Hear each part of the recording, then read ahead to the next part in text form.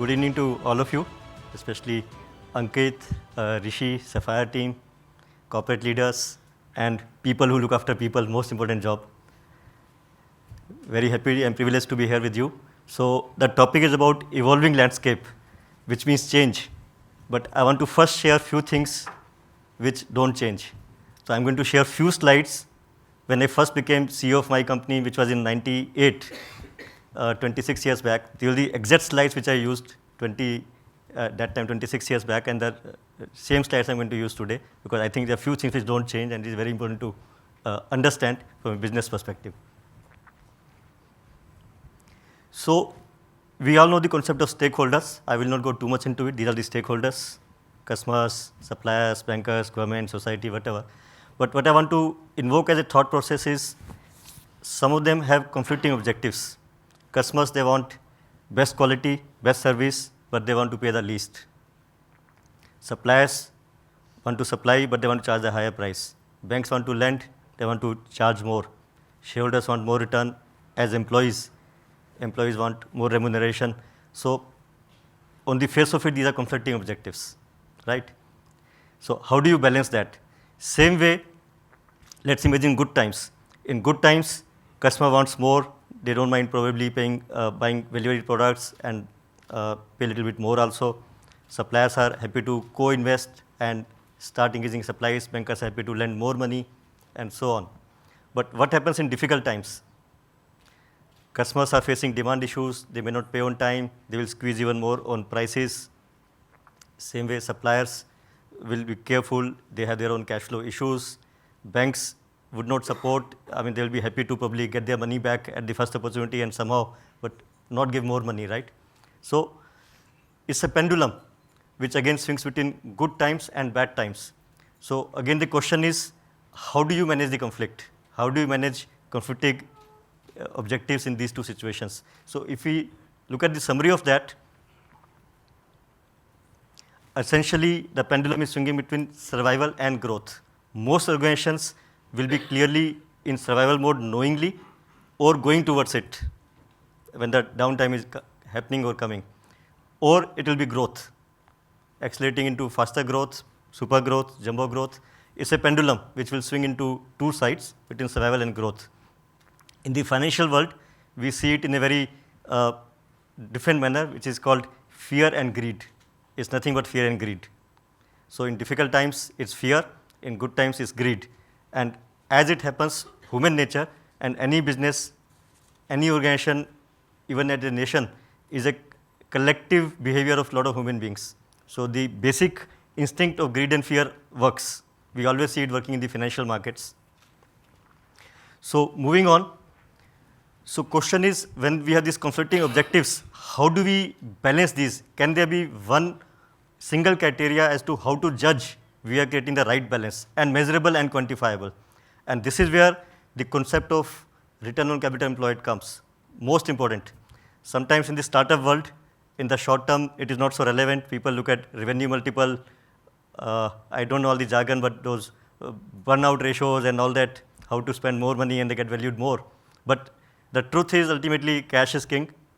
Any business, to sustain economically and to grow sustainably, has to have a healthy return on capital employed. Now, return on capital employed is a very simple thing. There are only few variables: selling price, variable cost gives the margin, volume, multiply by that you get the overall margin, reduced by fixed cost, divide by all the investment, which is either fixed assets or working capital. So only 6 moving parts. Now, what I want to highlight is, any manager, any employee of the company, from morning till evening, what you do in the day, when you wind up your day, whatever you've done during the day has made an impact on these parameters. Do we think from that angle? So our duty is to make more and more people aware of it. Now let's say in context of HR, we are hiring. We may hire a person at a certain salary. Is he going to contribute enough to make up for his fixed cost? Is the productivity going to be high enough that there is no opportunity loss? We may hire an average performer. In the same chair, there could be an exceptionally high performer. They get an element of opportunity loss. There's a guy whose mindset is to sell volume but cheap. The premium mindset is not there. There is another person, another candidate who has the mindset of selling premium, extracting value.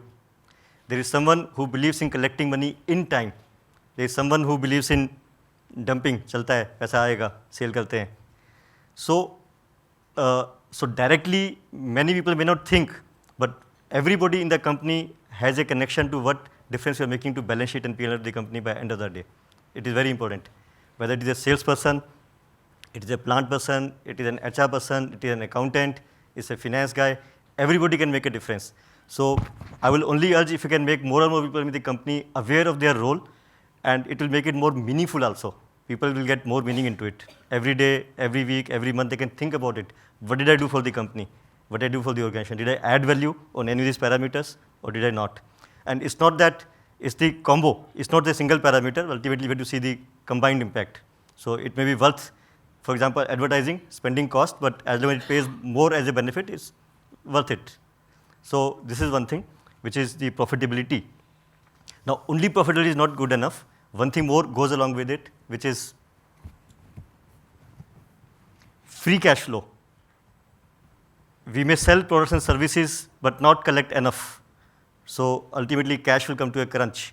So free cash flow is basically defined. It's a very simple formula: profit after depreciation plus depreciation minus change in working capital and minus capex. It's very simple. It's not rocket science, but very important to understand. If a company's profit margin is 10%, but debtors are 120 days, 120 days means is more than 30%. This company, if it grows very fast, will have a liquidity issue. It cannot continue. It is not sustainable. So cash flow is like blood in the body. So cash flow is fundamental. So again, profitability and cash flow, they are the two sides of the same coin, but very, very vital for any organization to sustain, to grow, to do very well. ROCE and free cash flow is the fundamental truth, and this will not change. Technology will come and go, the new theories in HR will come and go, things will happen, business models will come and go, but ROCE and FCF concept will never change. This has always remained, and this will always remain. So I thought it's very important to share this perspective. Moving on. So I want to give example in my own company. We are a building materials company, and we have 3 operating divisions: cement, tiles, which is also got bathroom fittings and sanitary ware and so on, and ready-mix concrete. Now, these businesses are different. We had to ask a sharp question. While in a business, there are maybe 10, 20, 50 parameters or KPIs which one can look at. If you ask a very sharp question, which is one thing in a particular business which is going to make all the difference between A plus and A, even if you're successful. So at least in my business, I can tell you, cement, that one thing is cost. It's a commodity business beyond a point. Yes, we do differentiate in packaging, we do have multiple products, we create brand, we do demand generation, we do all that stuff. But ultimately, it's commodity beyond a point. So cost is more important. You are reading in the newspaper so many consolidation, companies getting bought over, sold over, is all that is happening. If you go through the analysis, companies which are getting sold are the ones which haven't looked after their cost. So when the downtime comes, they bleed and they become a target for M&A. So cost is the answer for cement. Same way in our tile business, we can be successful, we can make money, we can be there for a long time. But what is the one thing which is going to make difference is innovation. It's a consumer product, it's a fashion product. You have 5,000 SKUs. We have to continuously introduce something new, something different, which excites the channel, which excites the consumer, architects, influencer. So if you're a cost leader, of course, we should be cost efficient. Yes, we should do demand generation, we should invest in branding. But what is it what will differentiate A plus and A? In this business, it is innovation. In cement, it is not that. You can't do that. It's cost. Here it is innovation. We then have concrete business, ready-mix concrete. If some of you are not aware, you see these trucks moving around on the roads carrying concrete. A lot of them now in all cities, tier 1, tier 2. So in this business, the most relevant issue here is customer service. Because imagine a site in the morning, customer has placed an order, labor on the site is waiting, and the truck doesn't arrive on time. There is a breakdown on the way, labor didn't come, something happens, traffic jam. So 100 people, 200 people, 500 at the site waiting. After 3 hours, they reorder once they consume it. Again, if they have to wait, they lose the plot. So in this business also, needless to say, for customer, quality, cost, products, range is important. But one single parameter which you have to find is customer service. So again, I would urge each one of you to look at your own businesses and ask that sharp question that in your business, what is that one thing which is going to make a difference between A plus and A? Now, why I'm sharing all this is because ultimately HR is going to facilitate what is going to happen. HR is all about business. So if business is successful, HR will be successful. If business objective clarity is not there in terms of ROCE or free cash flow or one differentiator which is A plus or A, then whatever else HR may do the greatest of hard work, right? But the alignment, if the right parameter is not identified or not done, the desired result may not come. So very important to find that particular factor. So after this, since we're talking about business, I want to share something very interesting.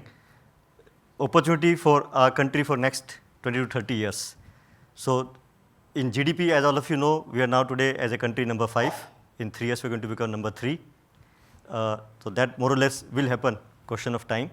But what will make it happen to go beyond? First, I want to share, there's a little audio-visual graph of how China and India have evolved over 50, 60 years.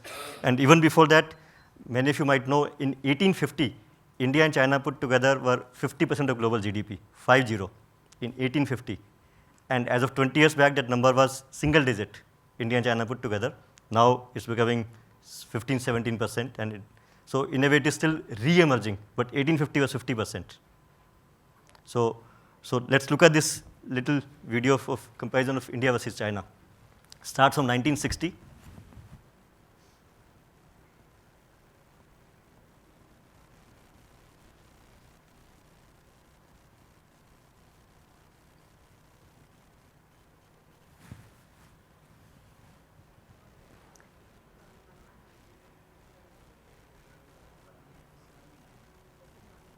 So 1988, India and China, same GDP.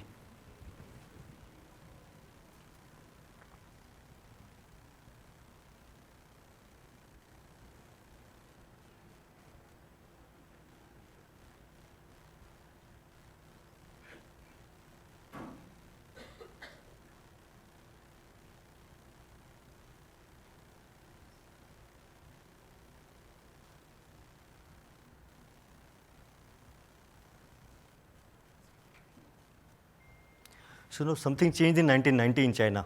Till 1988, India and China was same GDP. Population difference, okay, 10-20%, but GDP was same. So per capita was same, overall GDP was same. So what happened in 1990, next 20 years that China took off? Actually, if you study, even in the 40s, US went through a graph like this. In 1940s to 1960, the golden years for US also, and they also took off vertically. So many economists have analyzed, so there are 3 factors which happened in these economies at that point of time. First was the governments invested a lot into road infrastructure, road and railways. Now, it might sound something very simple, but what happens is today, it happens in India, in villages, a lot of agriculture produce happens, it rots. Farmer doesn't get anything in the season, everything comes all together. There is no movement of material, no processing facilities, no cold storage, a lot of it rots and value is lost. So also roads create opportunity for education, people to move around, do more business and so on. So infrastructure of roads and railways is very fundamental. Number 2 was something as silly as availability of water. Today we know in our villages, 10-year-old girls carry water on their head and walk 10 kilometers just to fetch water, right? It happens. It's reducing now, but it happens. So the girls and ladies, particularly in these areas, are busy fetching water, and productive time is lost. Number 3, power, electricity. Now, electricity, what happens if refrigerator is not there? It has a very important implication for lady of the house. She has to always be cooking food. Lunch, breakfast, dinner, she is cooking. If there is a refrigerator, you can store it for a day, for a 2 or 3 or whatever, right? Same way, a washing machine is now become, we don't even count it in the cities, but in villages, a washing machine helps life of the lady a lot. Now, we know in the population, what is the ratio of women? Easy, 50%, 49.9, 50.1. So 50% of population in these countries, because of these things, got unlocked. So a lot of female population became active part of GDP, a productive GDP. In house, of course, when they are working, it counts. It's also being a homemaker is adding to GDP and they're doing something. But question is productivity. The productivity of women went up 50 times with the advent of these three things, as simple as that. And that is what happened in US and that is what happened in China in those years. Now, the good thing is we know in our country also, roads infrastructure happening in a big way. There is something happening on water availability and there is a lot happening on power. So 3 to 4 years later, when a good part of this has happened, what is going to happen is this. Now, this has implications not only for the GDP and business growth for the country, I think it has a lot of implications from a HR perspective. Today, I know in my company also, on one hand, we know that India has a lot of population. We all struggle to get employees. And I'm telling you, at least I'm running a manufacturing company, even in the factory, to get contract labor, we struggle. Okay, it's a challenge. It's a big challenge. And we say we have so much population, so much unemployment. But a lot of women are going to work in future. Even when you go to villages, at least I travel to rural areas, I mean, it's a fact, in many states, the men don't do anything. They are sitting, tambaku, gambling, liquor. It's the women who do household work and do some earning also.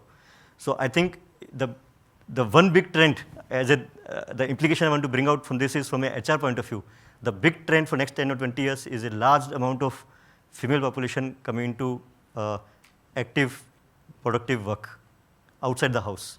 It's a very big trend. Now, in what way we want to do skilling, what way we want to capitalize, what way we want to align our policies to capture that talent. And you look at already it's happening in electronic industry. It's assembly work. So a lot of these companies already are engaging a lot of women.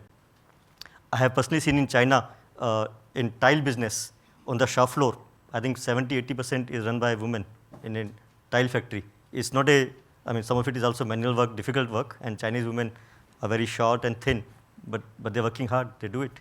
So I think it's a very interesting opportunity, for business growth, because in my view, if you take GDP is going to grow 6% on average, take inflation another 5-6%, so 11-12% nominal GDP. A good company will be gaining market share or finding new verticals for growth. So a good company can grow at 20% CAGR, which means every 4 years you are doubling. So if you take 20 years time, so it becomes 2 times, 4 times, 8 times, 16 times, 32 times.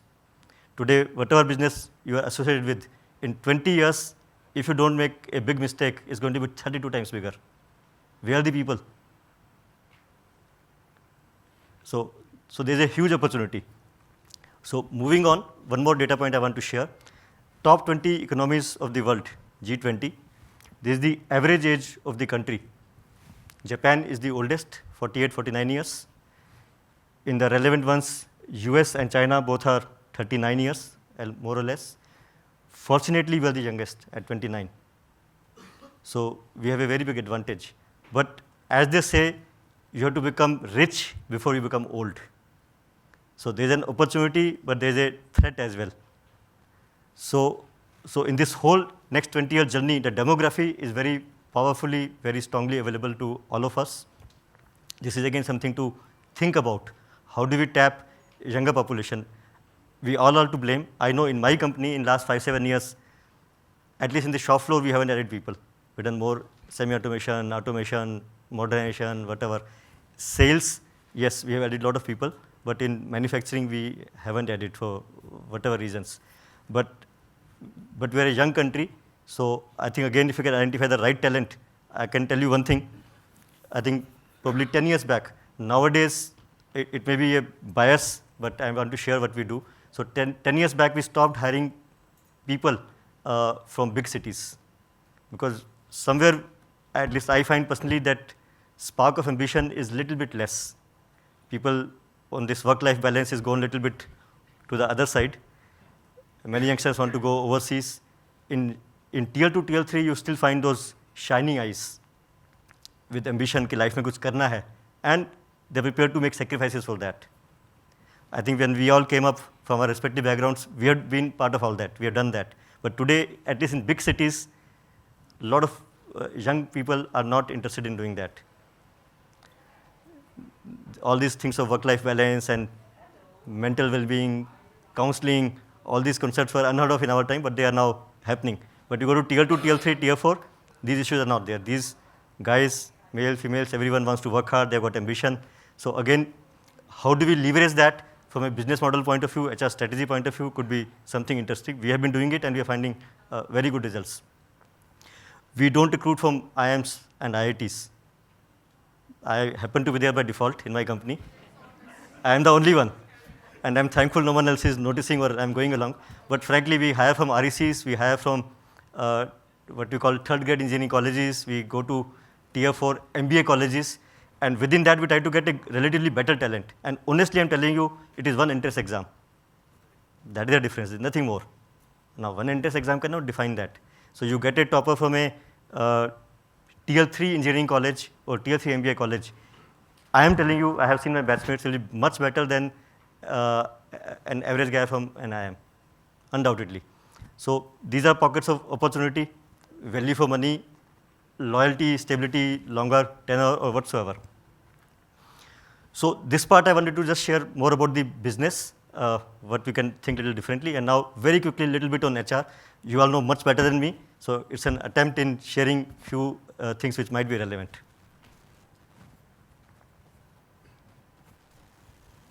So it's a video from Dave Ulrich, all of you might be knowing, but I think it's worth, he's talking about transformation and the challenges.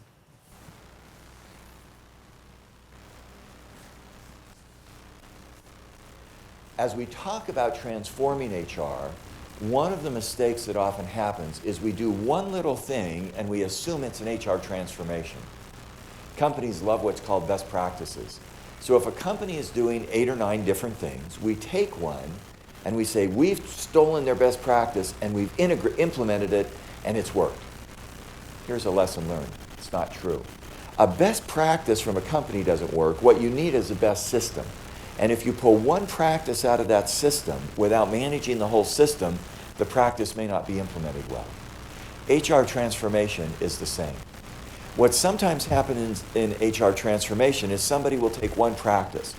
We'll do EHR.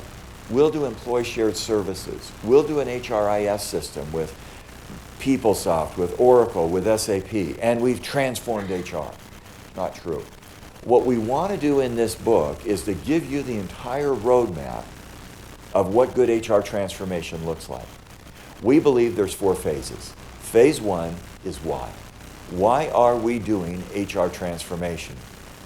HR transformation is done to better respond to a business context. The context has general environmental conditions, political, social, economic, global, demographic, that change the world in which we live. Context also has specific stakeholders: investors, customers, regulators, suppliers, competitors, union groups. These stakeholders and these general conditions give me the rationale as to why we should do HR transformation. If we're doing HR transformation, the first piece of that agenda is answering why. The second phase and the second piece of the agenda is so what? What do we get if we do HR transformation? The what question begins to define the outcomes. What are the benefits of the transformation? We've defined that very clearly. The benefits of an HR transformation are the capabilities that a company needs to compete and win. And by capabilities, we mean what the company is good at doing. Apple, Google are good at innovation. Walmart is good at cost. Nokia is good at global distribution. General Electric is good at building their leadership depth. UPS, Federal Express are very good at accountability.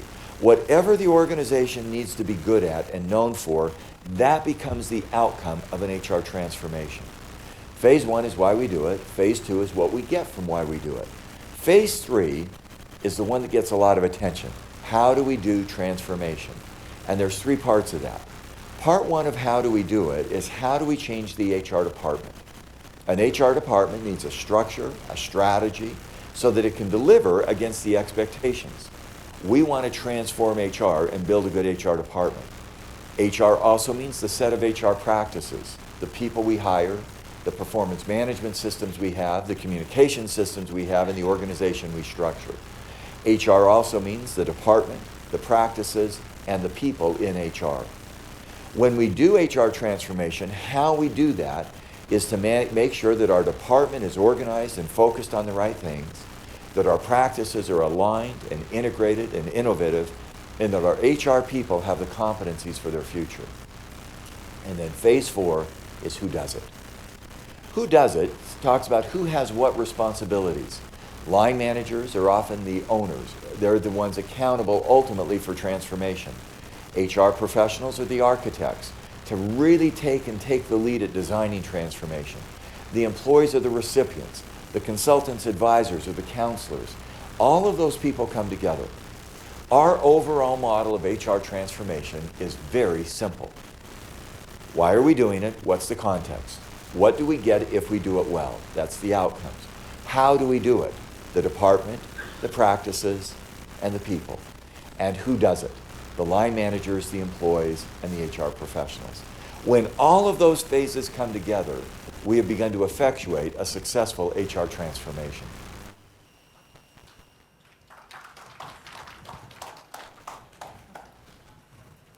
So I think that's a quick summary of that example which I shared, was that cost innovation was in the same philosophy. One single parameter which will differentiate A plus from A, and focus on ROCE and cash flow. And of course, we spoke about everything else. I think in the interest of time, I had few more slides, but we'll go to the last 2 slides. See, everyone knows that trends which are happening, we'll just run through them.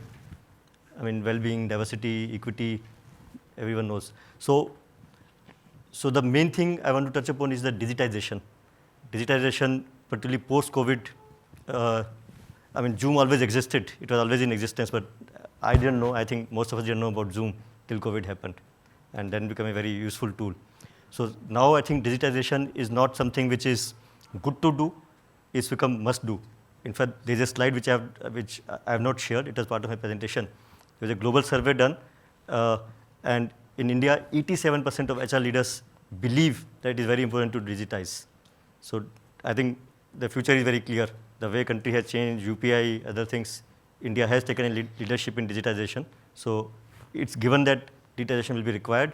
So now, how does that digital and human collaboration going to work is the important aspect. It will mean a lot of database things, AI, automation, innovation, DI, well-being, all that is part of that. It means for the HR leaders, apart from, and this is all supplementary, this is not that one needs to do only this and nothing else. This is all supplementary. So how does an HR leader also become a digital innovator or owner of or sponsor of the process of digitization, not leaving it to IT guys, because they will do something which they will never understand HR and people and business, and they will do something which ultimately may not be useful. So you have to roll up the sleeves and take charge of the digitization process in best interest of the business. And the style will be more adaptive, empathetic, data-driven. After this, I want to just leave few questions or food for thought, because there are no solutions, but it's, I think 50% job is done if you know what the problems are, because then we can think about it more deeply. So I'm going to present some of these questions for food for thought. When we do digitization, one very obvious one is data privacy and security. It's a very big one and very serious one. Many businesses can get highly compromised because of that, especially customer interfacing businesses, because if their data is stolen and available on what they call the dark web, and $100 your entire database is available, right? It's a chaos, but these things are happening all the time. So there have to be ways around that. Digital skills, not many of us have evolved with time. If you can say in a lighter way, more like dinosaurs, at least I can say for myself. I am also not so much evolved into the digitization piece myself. I am talking about it, but I have to learn more. I need to do more. So the skill gap on digitization is an important issue to be addressed. Balancing technology and human touch, because the moment you automate, it becomes a black box. For example, in day-to-day life, I think all of us now, we all travel, we all do banking. Nowadays, you are on that, what you call that, automated voice, talking to a chatbot on a phone and waiting and trying to explain what the issue is, and you're not able to do it, right? That's the downside of too much of automation and digitization. At least we need to balance that. Governance goes in anything. We talked about automation and personalization. Change fatigue. It should not be that the business is doing so well, there's a lot of money around, so okay, this year we'll digitize this, next year we'll buy this fancy software, next year a new IT guy comes, he says, no, this software is even better, let's do that. So one cannot perpetually keep changing. It's like a mobile phone. You can have a mobile phone every 9 months, a new model, but the one which you had 4 years back also, unless it is broken, it also works. And frankly, the 4-year-old mobile phone, some of us will be using only 3% of features. Our kids may be using 10%, we use 3% of the features, right? So it's not necessary to keep chasing a new technology for the sake of chasing it. So change fatigue is important. And the last parameter I'd like to say is to quantify success. Because it should not be that I have implemented so-and-so software from Google or Microsoft or whomsoever or SAP. What business outcome have we achieved in the end or we're trying to achieve? I think we should not lose sight of that. So with that, thank you very much, all the very best. And remember, when you go back today and before sleeping, please think in your own organization's balance sheet, what difference you made in P&L and cash flow. Please do think about it. Thank you.